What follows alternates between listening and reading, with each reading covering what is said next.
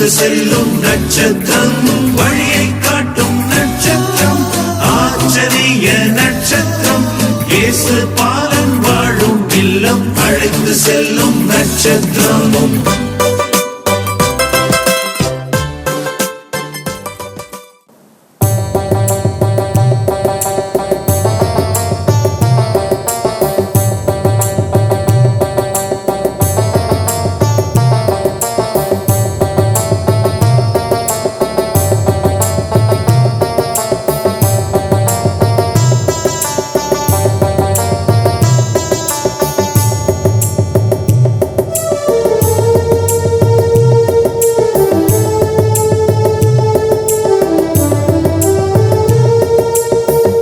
கேட்டு வருகின்றேன் இறைவா, என் குரல் கேட்டு அருளாயோ தலைவா.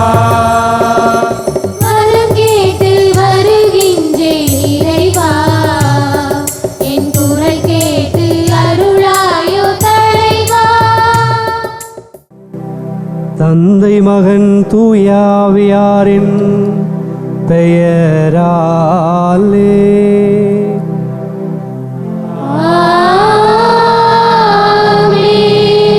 நம் ஆண்டவராகிய இயேசு கிறிஸ்துவின் அருளும் கடவுளின் அன்பும் தூய ஆவியாரின் தோழமையும் உங்கள் அனைவரோடும் இருப்பதாக.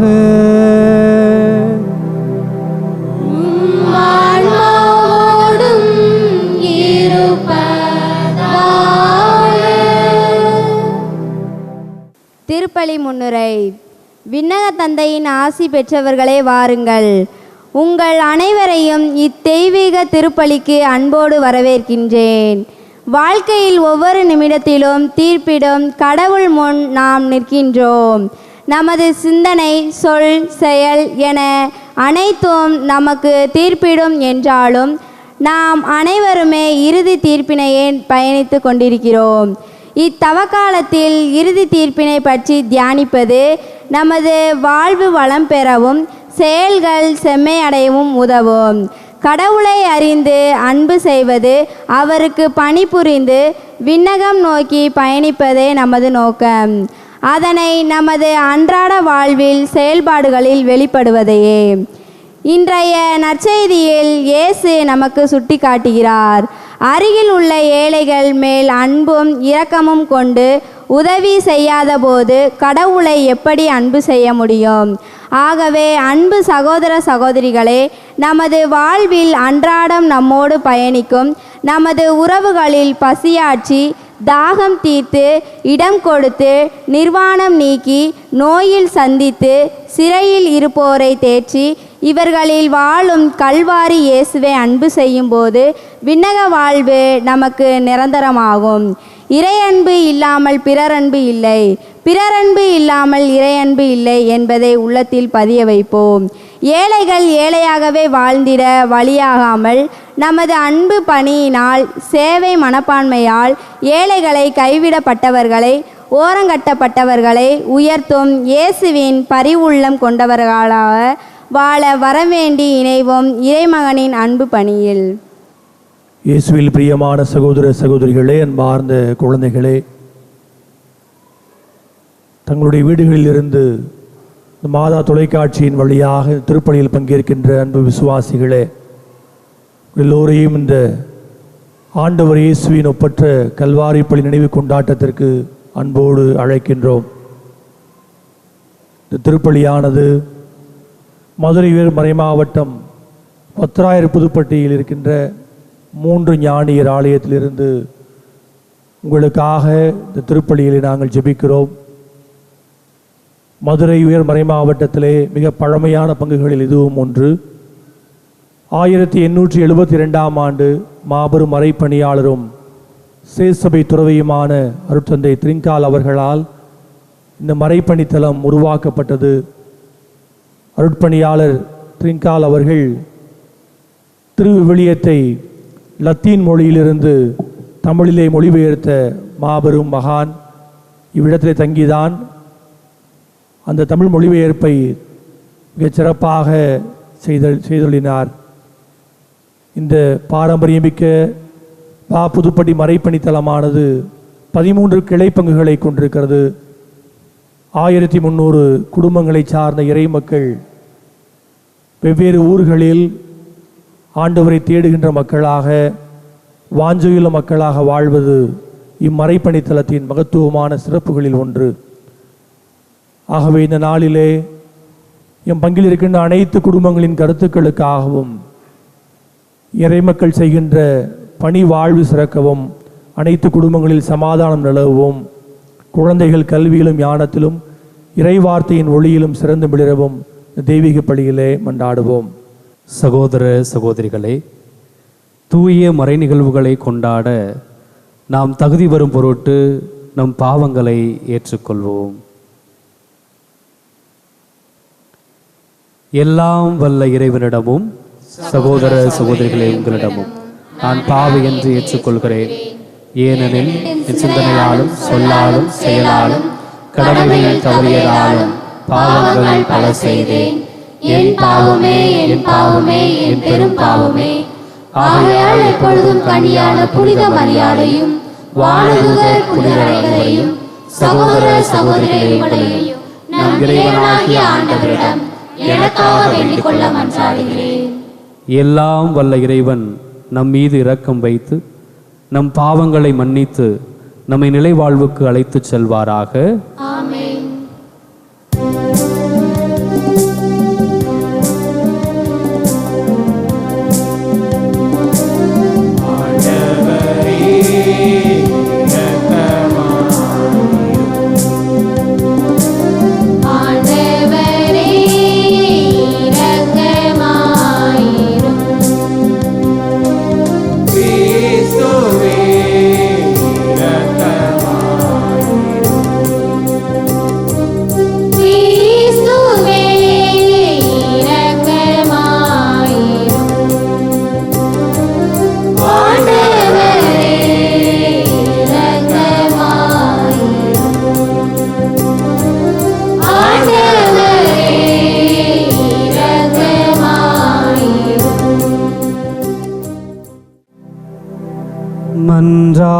மன்றாடுவோமாக.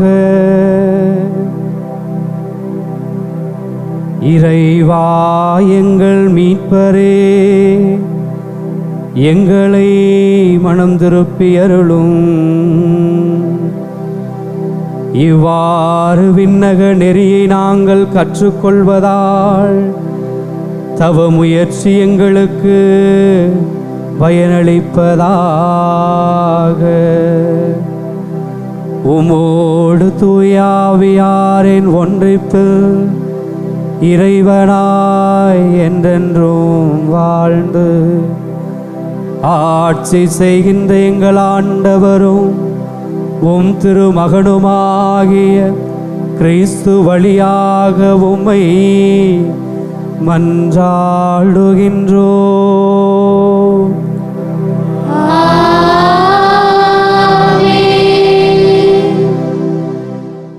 முதல் வாசகம். உனக்கு அடுத்து வாழ்வோருக்கு நேர்மையுடன் நீதி வழங்கு. லேவியர் நூலில் இருந்த வாசகம்.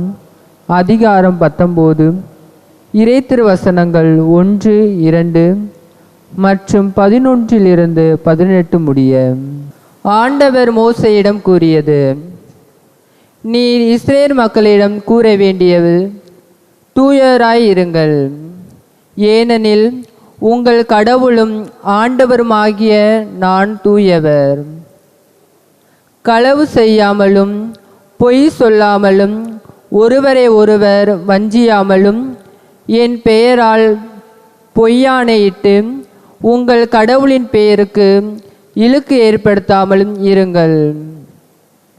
நான் ஆண்டவர். அடுத்திருப்பவரை ஒடுக்கவோ அவருக்கு உரியதை கொள்ளையிடவோ வேண்டாம். வேலையாளின் கூலி விடியும் வரை உன்னிடம் இருத்தல் ஆகாது. காது கேளாதோரை சபிக்காதே, பார்வையற்றோரை இடரச் செய்யாதே. உன் கடவுளுக்கு அஞ்சி நட, நான் ஆண்டவர். தீர்ப்பிடுகையில் அநீதி இழைக்காதே. சிறியோர் பெரியோர் என முகம் பாராது உனக்கு அடுத்து வாழ்வோருக்கு நேர்மையுடன் நீதி வழங்கு. உன் இனத்தாருக்குள் புறங்கூறி திரியாதே. உனக்கு அடுத்து வாழ்பவரின் குருதி பழிக்கு காரணமாகாதே. நான் ஆண்டவர். உன் சகோதரரை உன் உள்ளத்தில் பகைக்காதே. உனக்கு அடுத்தவர் பாவம் செய்யாதபடி அவரை கடிந்து கொள். பலிக்கு பலி என உன் இனத்தார் மேல் காழ்ப்பு கொள்ளாதே. உன் மீது நீ அன்பு கூறுவது போல் உனக்கு அடுத்திருப்பவர் மீதும் அன்பு கூறுவாயாக. நான் ஆண்டவர். ஆண்டவரின் அருள்வாக்கு. இறைவனுக்கு நன்றி.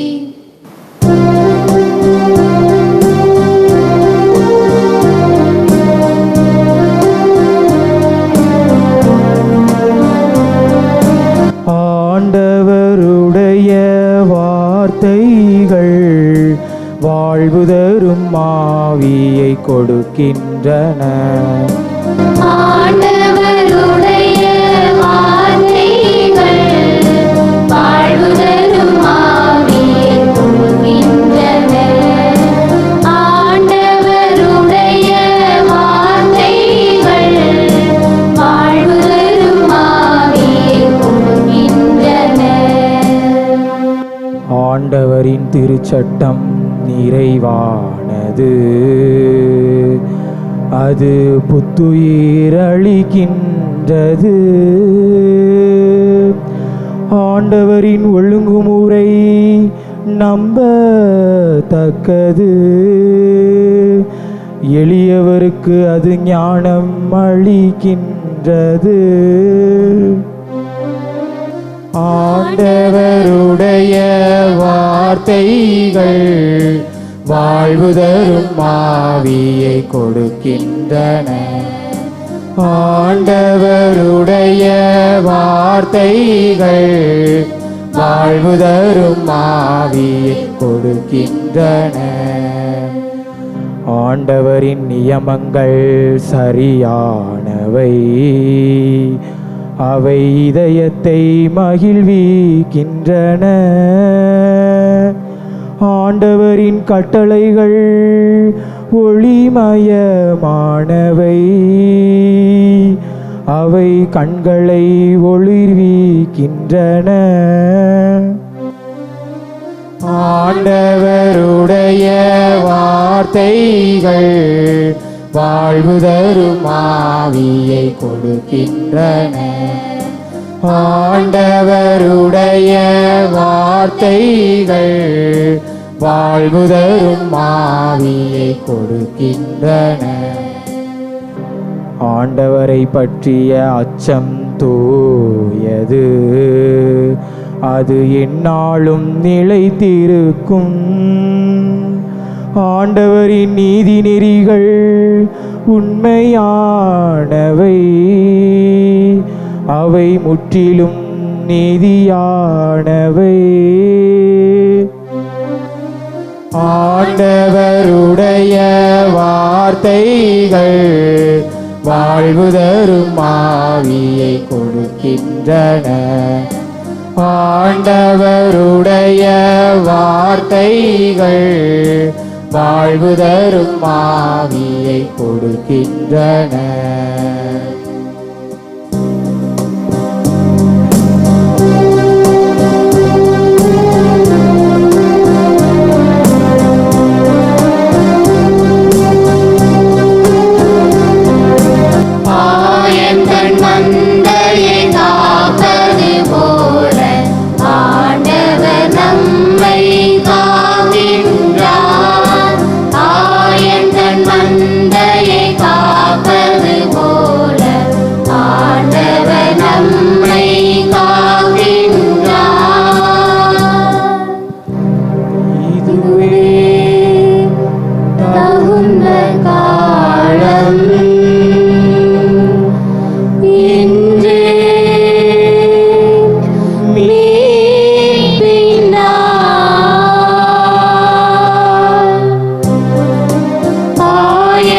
மந்தையை காப்பது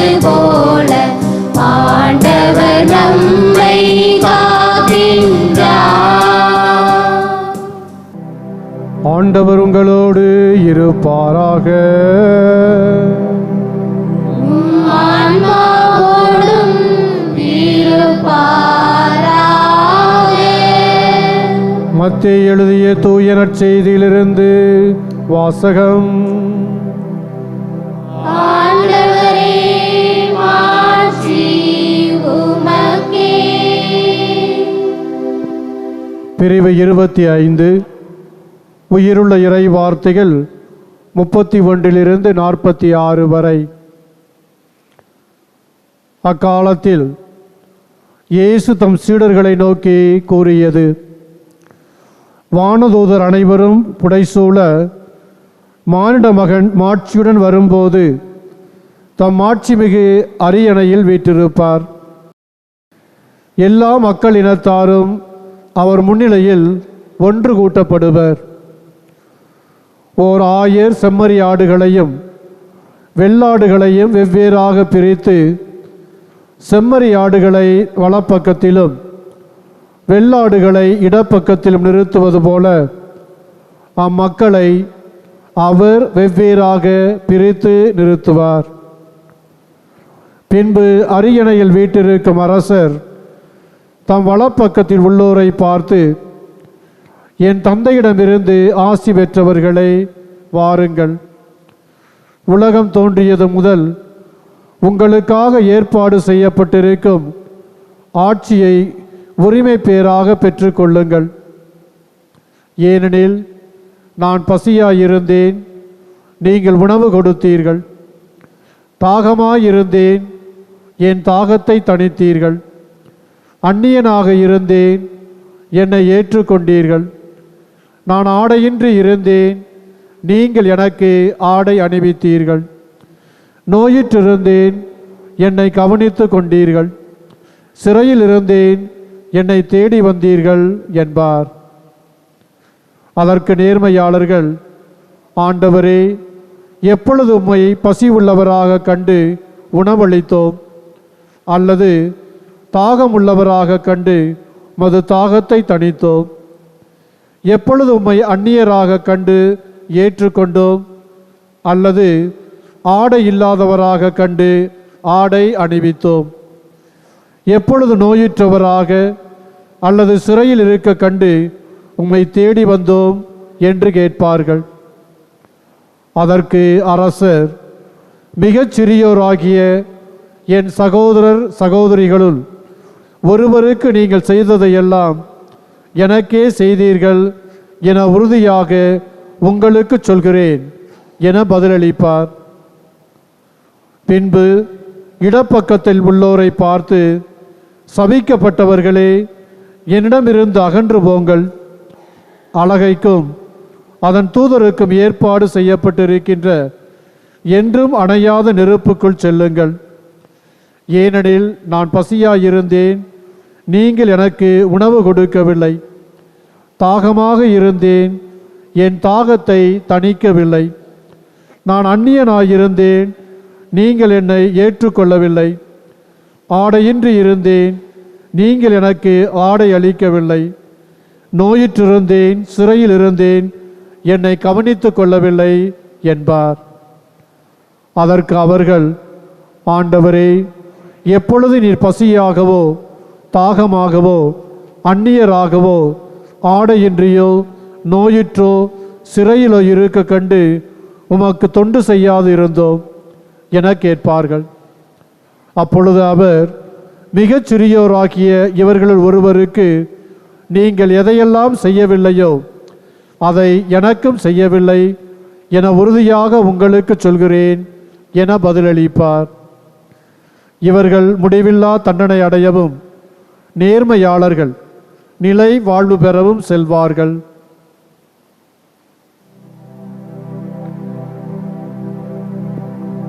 ஆண்டவரின் அருள்வாக்கு. கிறிஸ்துவே, உமக்கு புகழ்.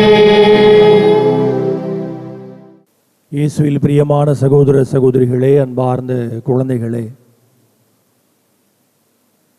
மாதா தொலைக்காட்சி வழியாக தங்களுடைய வீடுகளில் இருந்து கொண்டு திருப்பலியில் பங்கேற்கின்ற அன்பு இறை நம்பிக்கையாளர்களே,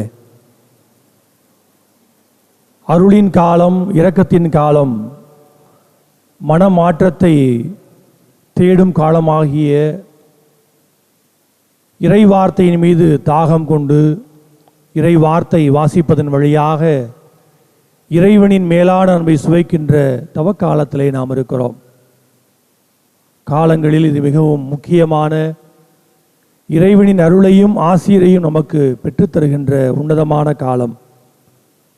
குறிப்பாக இந்த நாளில் நாம் தவக்காலத்தினுடைய முதல் வாரத்தில் 2ஆம் நாளில் நாம் இன்றைய இறைவார்த்தை சிந்தனையை மேற்கொள்ளவிருக்கிறோம். இத்தவக்காலத்தில் நாம் ஆண்டவர் இயேசுவினுடைய பாடுகளையும் மரணத்தையும் தியானிப்பதன் வழியாக ஆண்டவர் இயேசு நம் மீது காட்டுகின்ற மாறாத அன்பையும் நம் மீது அவர் பொழிகின்ற பரிவையும் அதிகமாக உணர்கின்ற முக்கியமான காலம் இது. இத்தவக்காலத்திலே நாம் 3 பண்பு நலன்களை செய்திட அன்னையாம் திருச்சபை நம்மை பணிக்கிறது. முதலாவதாக ஜெபம், 2ஆவதாக உண்ணா நோன்பு, 3ஆவதாக தர்ம காரியங்கள். ஜெபம், தவம், தர்மம் ஆகிய 3மே இத்தவக்காலத்தில் நாம் கடைபிடிப்பதன் வழியாக இறைவனின் மாறாத அன்பை சுவைக்கின்ற அதே வேளையிலே இத்தவக்காலம் நம்மை பிறர் அன்புக்கு இட்டுச் செல்கிறது என்றால் மிகையல்ல. இன்றைக்கு வாசிக்கிட்ட 2 வாசகங்களும் இறைவனுடைய பரிவிரக்கத்தை உணர்கின்ற அதே வேளையிலே நம்முடைய இரக்க செயல்பாடுகளை குறித்து தியானிக்க நம்மை அழைப்பு விடுக்கின்றது. முதல் வாசகத்திலே நாம் பிறர் மீது காட்ட வேண்டிய இரக்க செயல்பாடுகள் எவை, இந்த இரக்க செயல்பாடுகளுக்கு எதிரான காரியங்கள் என்ன என்பதை நாம் வாசிக்க கேட்டோம். 2ஆம் வாசகத்திலே ஆண்டவர் இயேசு யார் யாரோடெல்லாம் தன்னை ஐக்கியப்படுத்திக் கொள்கிறார், அந்த மக்களுக்கு நாம் செய்ய வேண்டிய பணிகள் என்ன, தியாக செயல்பாடுகள் என்ன என்பதை குறித்து ஆண்டவர் இயேசு வெளிப்படுத்தியதை பார்க்கிறோம். கிறிஸ்தவ மறையானது இன்றைக்கு அகில உலகமெங்கும் பரப்பப்பட்டதற்கு, இன்றைக்கு கிராமங்கள் தோறும் பட்டி தொட்டிகள் எல்லாம் ஆண்டவர் இயேசுவினுடைய இறையாட்சி விழுமியங்களை சுமந்து செல்வதற்கு அடிப்படையான காரணம் ஆழமான போதனைகளோ படிப்பினைகளோ அல்ல, மாறாக திருச்சபை செய்கின்ற மகத்துவமிக்க தியாக செயல்பாடுகள், இரக்க செயல்பாடுகள், பிறரன்பு செயல்பாடுகள். இதுதான் ஏழை எளிய மக்களை, கிறிஸ்துவை அறியாத மக்களை அதிகமாக தொட்டது.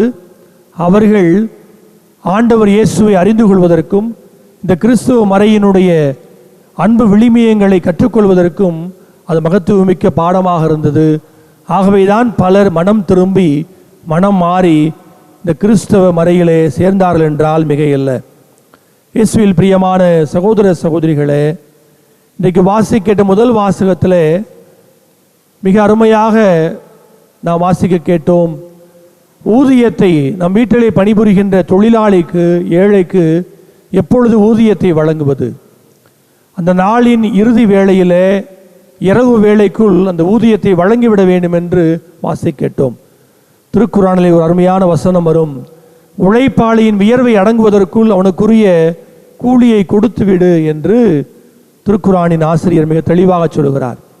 இயேசுவில் பிரியமான சகோதர சகோதரிகளே, இந்த தவக்காலத்தில் நாம் ஏழை எளிய மக்களை அதிகமாக சிந்திக்க அழைக்கப்படுகிறோம்.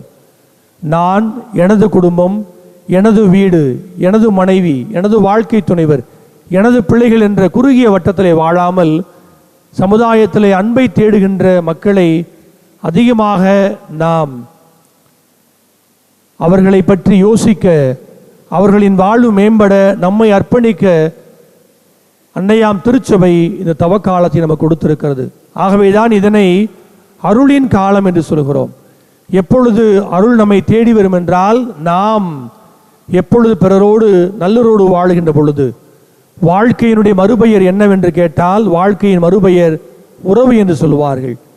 இன்றைக்கு மருத்துவமனையில் வாடுகின்ற நோயாளர்கள், அந்நியர்கள், பசியால் வாடுவோர், ஆடை இழந்து தங்களுடைய தன்மானத்தை இழந்து நிற்கின்ற ஏழை எளிய மக்கள், புறம் தள்ளப்பட்டோர், சிறைகளில் வாடுகின்ற சிறை கைதிகள், அனைவருமே உறவுகளுக்காக அலைவதை பார்க்கிறோம், உறவுகளை நாடுவதை பார்க்கிறோம்.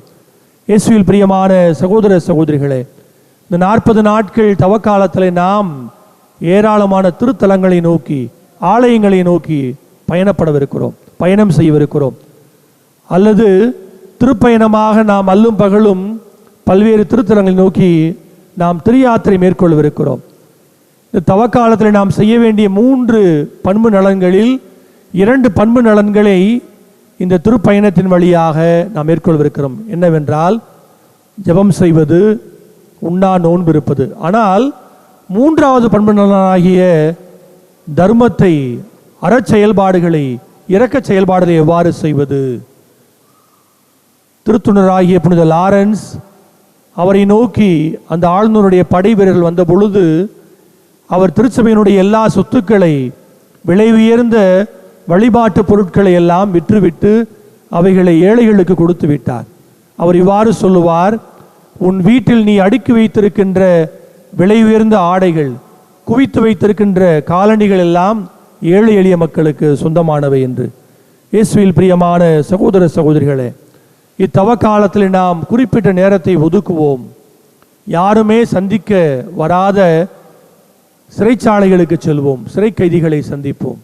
அதே போன்று தேவையில் உழல்கின்ற மருத்துவமனைகளை, சொல்லனா துன்பங்களோடு வாடுகின்ற ஏழை எளிய மக்களை, நோயாளர்களை சந்தித்து அவர்களோடு உறவாடுவோம், உரையாடுவோம். நமக்குள் இருப்பதை அவர்களோடு பகிர்ந்து கொள்வோம். புனிதியார் அன்னை தெரசாள் இவ்வாறு சொல்லுவார், தியாகம் கொடுத்தல் என்பது உன்னிடம் இருக்கின்ற தேவையற்ற பொருட்களை கொடுப்பதல்ல, மாறாக நீ கொடுக்கின்ற பொழுது அது உன்னை பாதிக்க வேண்டும். நாம் நம்மிடம் இருக்கின்ற தேவையற்ற பொருட்களை பகிர்ந்து கொள்வதல்ல தியாகம். நம்மிடம் இருக்கின்ற வேண்டப்படாத பொருட்களை கொடுப்பதல்ல இரக்க செயல்பாடு. மாறாக எதுவெல்லாம் நமக்கு தேவையோ, எதுவெல்லாம் விலை உயர்ந்த பொருளோ, எதுவெல்லாம் நமக்கு மிக அதிகமாக பயன்படுகிறதோ அதை நாம் ஏழை எளிய மக்களுக்கு கொடுக்கின்ற பொழுது அதுதான் மகத்துவமிக்க இரக்க செயல்பாடு. புனிதரான மார்ட்டின் இவ்வாறு சொல்லுவார், நான் உயிரோடு இருப்பதை இறைவா மக்களுக்கு பணியாற்றுவதற்கு. கிறிஸ்தவர்களாகிய நாம் உயிரோடு இருக்கிறோம். இந்த 40 நாட்கள் அருளின் காலத்திலே, இறை இரக்கத்தின் காலத்திலே நாம் செலவிடுகிறோம். எதற்காக என்றால், ஆண்டவருடைய மக்களுக்காக, நம்மையே அவர்களுக்காக அர்ப்பணிப்பதற்காக. ஆண்டவர் இயேசுவின் நற்செய்தியிலே கூறியதை போன்று அந்நியர்கள், பசியால் வாடுவோர், ஏழை எளிய மக்கள், மருத்துவமனையில் சொல்லனா துன்பங்களோடு வாழுகின்ற நோயாளர்கள், சிறை கைதிகள், இவர்களோடு நாம் நம்மை ஐக்கியப்படுத்திக் கொள்கின்ற பொழுது இத்தவக்காலம் உண்மையிலேயே பொருளுள்ள விதமாக அமையும். ஆண்டவர் இயேசு கூறுவதை போன்று, உன் மீது நீ அன்பு காட்டுவது போல் உனக்கு அடுத்திருப்போர் மீது அன்பு காட்டுவாயாக என்று அருமையாக சொல்கிறார். நமக்கு அடுத்திருக்கின்ற அயலார்களை நாம் தேடிச் செல்வோம், அத்தகு வரம் வேண்டுவோம். ஆமேன். கேளுங்கள் உங்களுக்கு கொடுக்கப்படும், தட்டுங்கள் உங்களுக்கு திறக்கப்படும் என்று சொன்ன நம் ஆண்டவர் இயேசுவிடத்திலே நம்முடைய தேவைகளை மன்றாட்டுக்களாக எடுத்து வைப்போம்.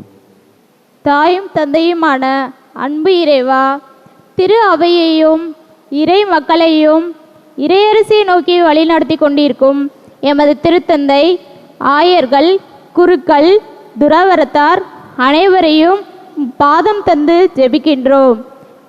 இவர்களது விருப்பங்கள், திட்டங்கள், பணிகள் அனைத்தையும் நீர் ஆசீர்வதித்து அவர்கள் அவனியிலேயே இறை அன்பிற்கு சாட்சிகளாய் வாழ்ந்திட தேவையான அருளையும் ஆசிரையும் தந்தர்ல இறைவா உம்மை மன்றாடுகிறோம். உலகம் முடியும் வரை என்னாலும் எங்களோடு இருப்பவரே எம் இறைவா, நாட்டின் வளர்ச்சிக்காக நாங்கள் தேர்ந்தெடுத்த எம் நாட்டு தலைவர்களை நீர் ஆசீர்வதியும். அவர்கள் அனைவரும் தன்னலத்தை மறந்து பொதுநலத்தோடு மக்களின் அடிப்படை தேவைகளை நிறைவேற்றவும் சிறந்த தலைவர்களாக பணிபுரிய நீர் ஒவ்வொருவரையும் கரம் பிடித்து வழிநடத்த வேண்டும் என்று இறைவா உம்மை மன்றாடுகிறோம். வாழ்வின் ஊற்றாகிய எம் இறைவா, எமது பங்கு இறை சமூகத்திற்காய் ஜெபிக்கிறோம். தந்தையே, எமது வாழ்வியல் செயல்பாடுகளை தங்களது வாழ்வியல் செயல்பாடுகளால் மாற்றிக்கொண்டிருக்கும் எமது பங்கு தந்தை உதவி பங்கு தந்தையர்கள் மற்றும் அருட்சகோதரிகள் ஆகிய அனைவரையும் நீர் ஆசீர்வதியும். பங்கின் வளர்ச்சிக்காக மேன்மேலும் உழைக்கவும் அன்பு பணியினால் ஏழைகளின் வறுமையில் உமது எல்லையற்ற அன்பை அவர்களுக்கு கொடுக்கவும் இவர்களுக்கு நற்சுகத்தையும் உமது பாதுகாப்பையும் கொடுத்தருளும். எமது அன்பிய குடும்பங்களில் அமைதியும் ஒற்றுமையும் சமாதானமும் நிறைந்து திரு குடும்பங்களாக திகழ உமது அருள் வேண்டி இறைவா உம்மை மன்றாடுகிறோம். ஆண்டவரே, எங்கள் மன்றாட்டை கேட்டருளும். நன்மைகளால் எம்மை நாளும் நிறைவு செய்பவரே எம் இறைவா, இல்லந்தோறும் இறையாட்சி பணிபுரியும் எம் மாதா தொலைக்காட்சி நண்பர்களுக்காய் ஜெபிக்கிறோம்.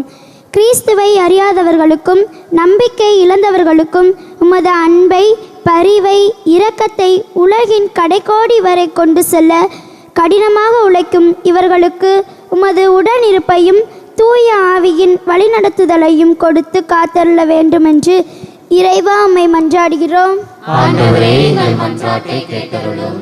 ஞானத்தின் ஊற்றே எம் இறைவா, அரசு பொது தேர்விற்காக காத்திருக்கும் எம் பங்கு மாணவ மாணவிகளை உம் திருமுன் சமர்ப்பிக்கின்றோம். அன்று சாலமோனுக்கு கொடுத்த அதே ஞானத்தை இவர்களுக்கு கொடுத்தருளும்.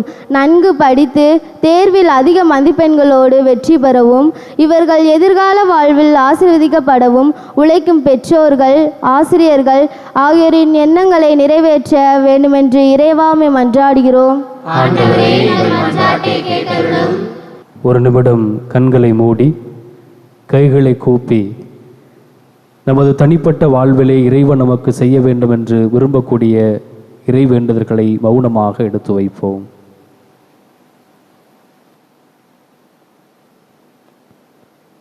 தாயும் தந்தையுமான எங்கள் அன்பு இறைவா, நாங்கள் இன்று உம் திருமுன்னலில் எடுத்து வைத்த இறை வேண்டுதல்களில் எவையெல்லாம் உமது திருவுள்ளத்திற்கு உகந்ததாக இருக்கிறதோ, எவையெல்லாம் எங்கள் வாழ்வுக்கு பயனளிக்கக்கூடியதாக இருக்கிறதோ அவற்றை உமது திருவுள்ளத்திற்கு ஏற்ப எங்களுக்கு தந்தருள வேண்டுமென்று எங்கள் ஆண்டவராகிய கிறிஸ்து வழியாக உம்மை மன்றாடுகிறோம்.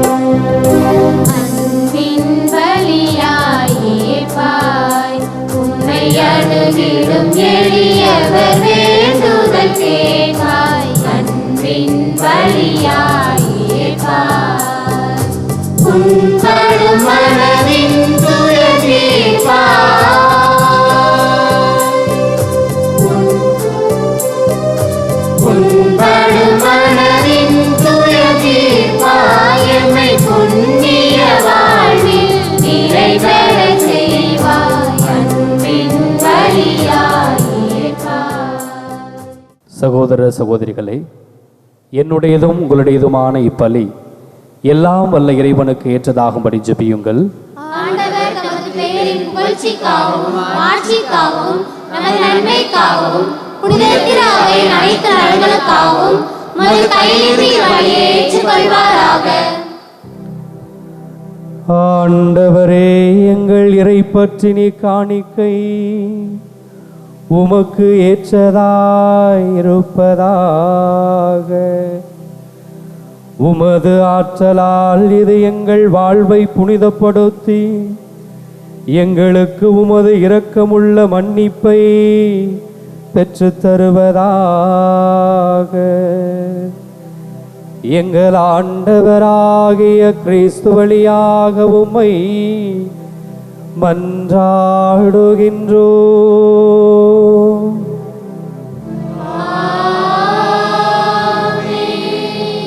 ஆண்டவர் உங்களோடு இருப்பாராக.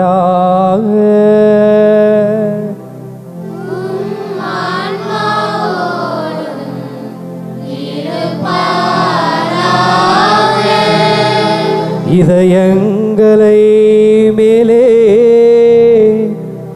எழுப்புங்கள்.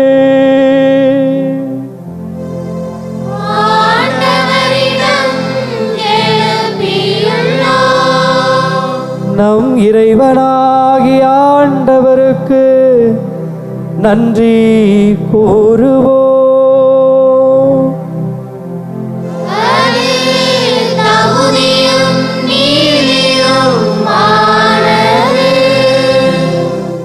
ஆண்டவரே, தூயவரான தந்தையே,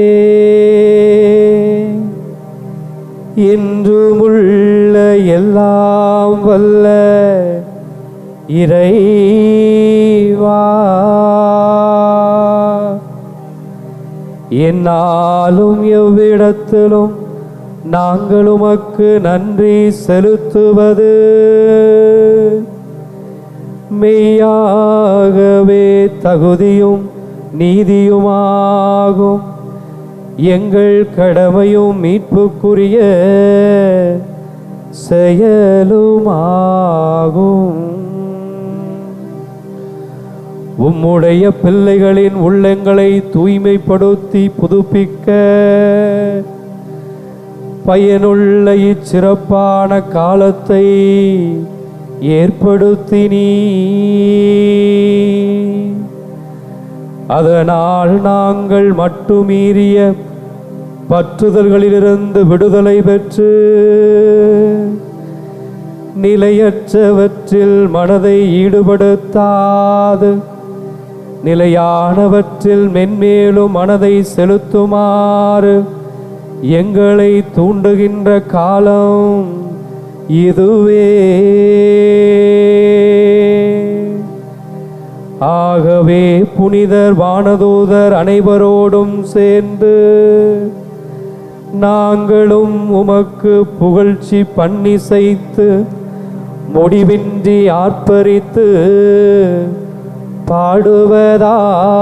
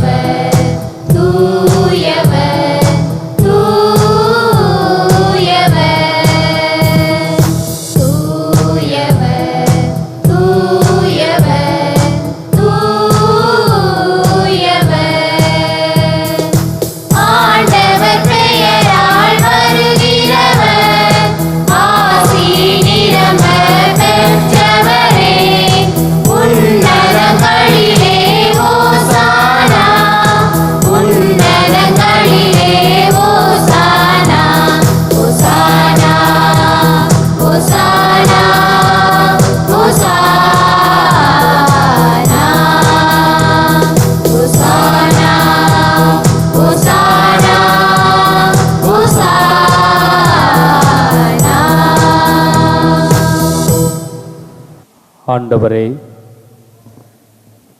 நீர் மெய்யாகவே தூயவர், தூய்மை அனைத்திற்கும் ஊற்று.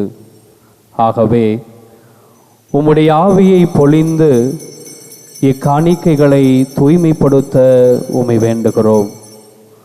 இவ்வாறு எங்கள் ஆண்டவராகிய இயேசு கிறிஸ்துவின் உடலும் இரத்தமுமாக இவை எங்களுக்கு மாறுபனவாக. அவர் பாடுபட உளம் கனிந்து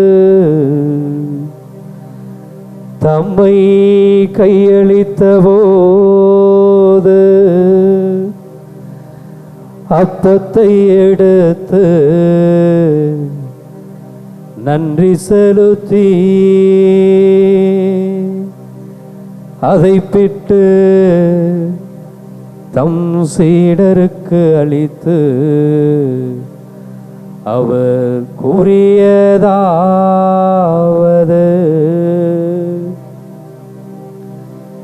அனைவரும் இதிலிருந்து பெற்று உண்ணுங்கள், ஏனெனில் இது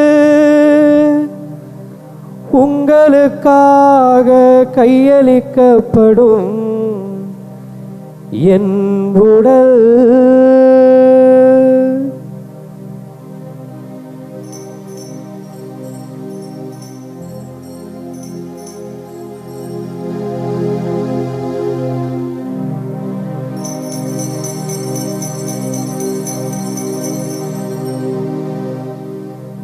அவ்வண்ணமே இரவு விருந்தை அருந்திய பின் ரசம் நிறைந்த கிண்ணத்தை எடுத்து மீண்டும் உமக்கு நன்றி கூறி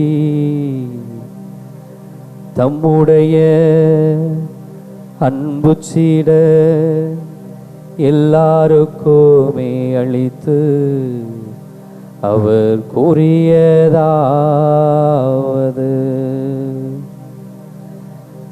அனைவரும் இதிலிருந்து பெற்று பருகுங்கள், ஏனெனில் இது புதிய நிலையான உடன்படிக்கைக்குரிய என் இரத்தத்தின் கிண்ணம். இது பாவ மன்னிப்புக்கென்று உங்களுக்காகவும் பலருக்காகவும் சிந்தப்படும். இதை என் நினைவாக செய்யுங்கள்.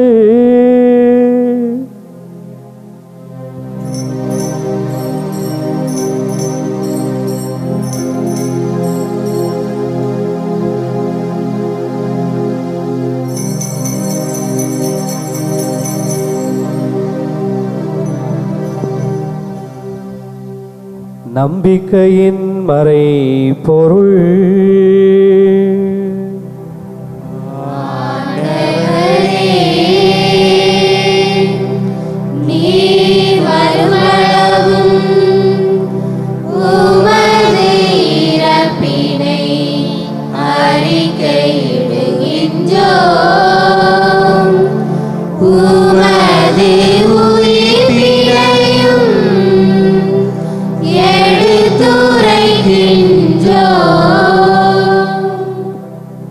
ஆகவே ஆண்டவரே, நாங்கள் கிறிஸ்துவின் இறப்பினையும் உயிர்ப்பினையும் நினைவு கூர்ந்து வாழ்வதரும் அப்பத்தையும் மீட்பளிக்கும் கிண்ணத்தையும் உமக்கு ஒப்புக் கொடுக்கிறோம். உம் திருமு நின்று உமக்கு ஊழியம் புரிய தகுந்தவர்கள் என எங்களை ஏற்றுக்கொண்டீர். எனவே உமக்கு நன்றி செலுத்துகிறோம். மேலும் கிறிஸ்துவின் உடலிலும் இரத்தத்திலும் பங்கு கொள்ளும் எங்களை தூய ஆவியார் ஒன்று சேர்க்க வேண்டுமென உம்மை தாழ்மையுடன் மன்றாடுகிறோம். ஆண்டவரே, உலகெங்கும் பரவி இருக்கும் திரு அவையை நினைவு கூர்ந்தருளும். எங்கள் திருத்தந்தை பிரான்சிஸ், எங்கள் பேராயர் ஆண்டனி பாப்புசாமி, எல்லா திருநிலையினர் ஆகிய அனைவரோடும் உமது திரு அவை அன்பில் நிறைவு பெறச் செய்தருளும். மேலும் உயிர்த்தெழும் எதிர்நோக்குடன் துயில் கொள்ளும் எங்கள் சகோதர சகோதரிகளையும் இறந்தோர் அனைவரையும் இரக்கத்தில் நினைவுகூர்ந்து உமது திருமுக ஒளியில் ஏற்றருளும். எங்கள் அனைவர் மீதும் இரக்கமாயிரும். கடவுளின் கன்னித்தான புனித மரியா, அவருடைய கணவரான புனித யோசேப்பு, புனித திரு தூதர்கள், எங்கள் மறை மாவட்டத்தின் பாதுகாவலராகிய புனித அருளானந்தர், எமது பங்கின் பாதுகாவலராகிய 3 ஞானியர் ஆகிய புனிதர் அனைவருடனும் நாங்கள் நிலை வாழ்விலே பங்கு கொள்ளும் தகுதி பெற்று உம் திருமகன் இயேசு கிறிஸ்து வழியாக உம்மை புகழ்ந்தேத்து மரமருள உம்மை மன்றாடுகின்றோம். இவர் வழியாக இவரோடு இவரில் எல்லாம் வல்ல இறைவனாகிய தந்தையே, தூய ஆவியாரின் ஒன்றிப்பில் எல்லா புகழும் மாட்சியும் என்றென்றும் உமக்கு உரியதே.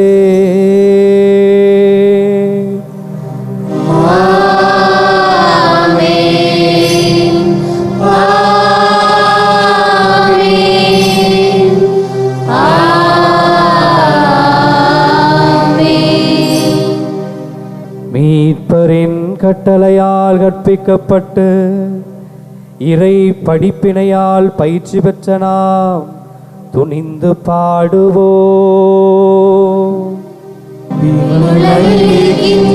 எங்கள் தந்தையே, உமது பெயர் தூயதென போற்ற பெறுக. உமது ஆட்சி வருக. உமது திருவுளம் விண்ணுலகில் நிறைவேறுவது போல மண்ணுலகிலும் நிறைவேறுக. எங்கள் அன்றாட உணவை இன்று எங்களுக்கு தாரும். எங்களுக்கு எதிராக குற்றம் செய்வோரை நாங்கள் மன்னிப்பது போல எங்கள் குற்றங்களை மன்னியும். எங்களை சோதனைக்கு உட்படுத்தாதேயும். தீமையிலிருந்து எங்களை விடுவித்தருளும். ஆண்டவரே, தீமை அனைத்திலுமிருந்து எங்களை விடுவித்து எங்கள் வாழ்நாளில் அமைதியை கனிவுடன் அருள உம்மை மன்றாடுகின்றோ. உமது இரக்கத்தின் உதவியால் நாங்கள் பாவத்திலிருந்து எப்போதும் விடுதலை பெற்று யாதொரு கலக்கமுமின்றி நலமாயிருப்போமாக. நாங்கள் எதிர்நோக்கி இருக்கும் பேரின்பத்திற்காகவும் எம் மீட்பராகிய இயேசு கிறிஸ்துவின் வருகைக்காகவும் காத்திருக்கின்றோ.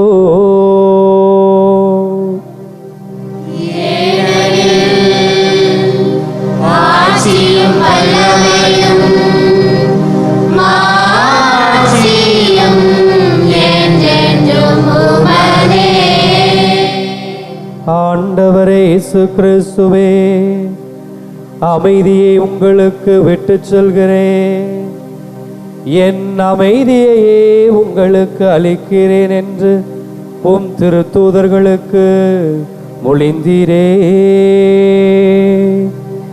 எங்கள் பாவங்களை பாராமல் உமது திரு அவையின் நம்பிக்கையே கண்ணோக்கி உமது திருவுள்ளத்திற்கேற்ப அதற்கு அமைதியும் ஒற்றுமையும் அளித்தருள்வீராக.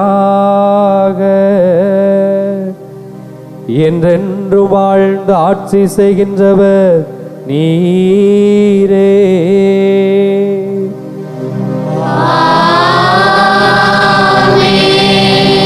ஆண்டவருடைய அமைதி உங்களோடு என்றும் இருப்பதாக.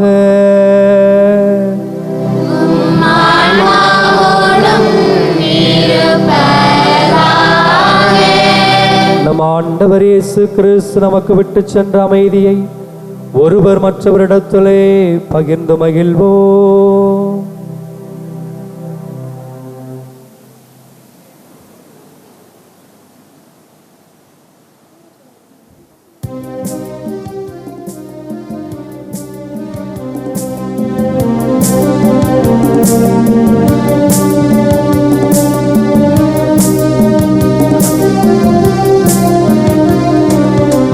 உலகின் பாவம் போக்கும் இறைவனின்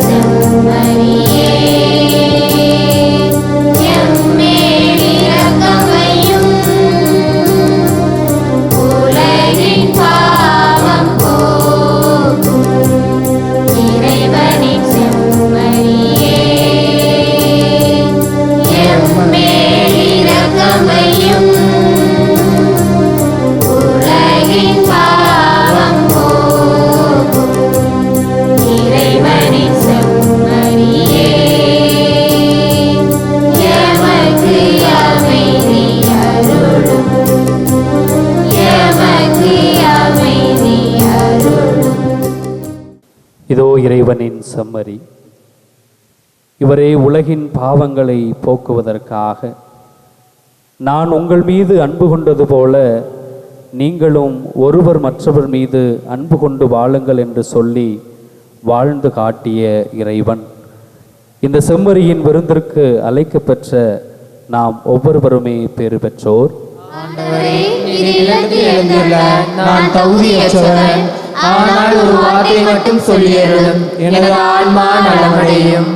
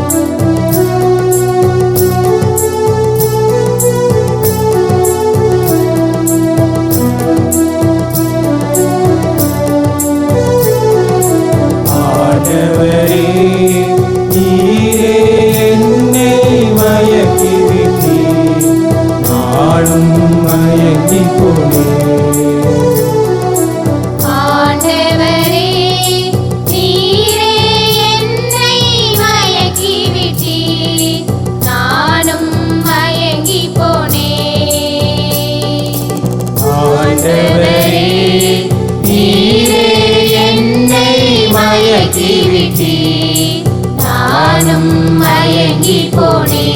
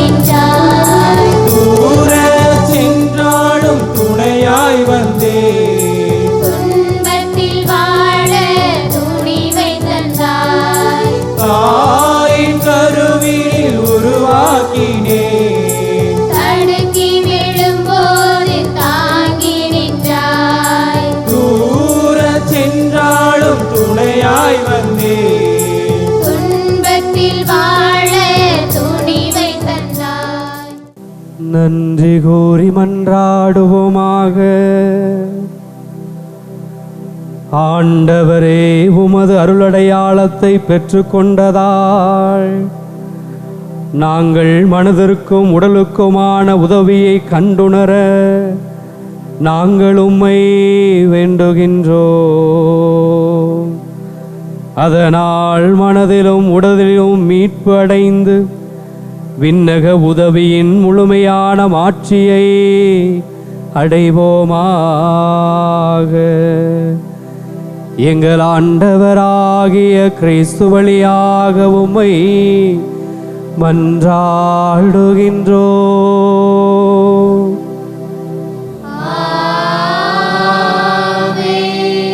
ஆண்டவர் உங்களோடு இருப்பாராக.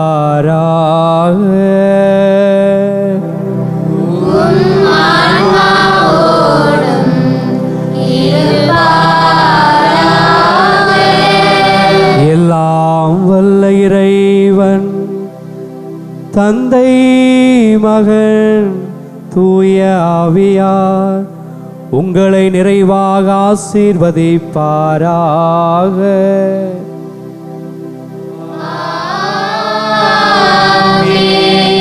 சென்று வாருங்கள், திருப்பலி நிறைவேறிற்று.